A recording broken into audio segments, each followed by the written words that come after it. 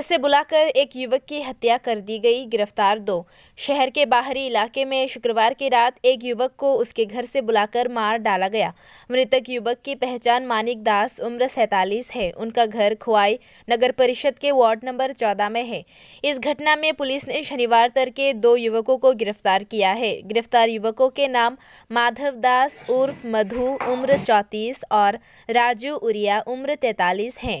गिरफ्तार 2 युवक उसी इलाके के रहने वाले हैं। खुआई थाने की पुलिस ने इस हत्याकांड का मामला अपने हाथ में लिया है, जिसका कांड क्रमांक 91/2022 आईपीसी की धारा 302-34 के तहत गिरफ्तार युवकों को 5 दिन के पुलिस रिमांड पर शनिवार दोपहर कोर्ट ले जाया गया।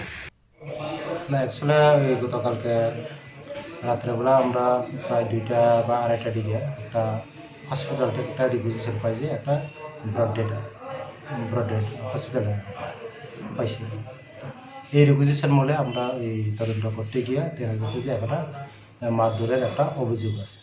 তো অ্যাকর্ডিংলি সেই অনুসারে আমি এসডিপি এবং একটা টিম অফ আমাদের কয়টা অফিসাররা তারপরে এই তদন্তে নামে যথারীতি তারপরে এই যে মারা গেছে ওনার ওয়াইফ সুস্মিতা ঘোষের যে অভিযোগ মূলে তারপরে আমরা 2 জনকে গ্রেপ্তার করি।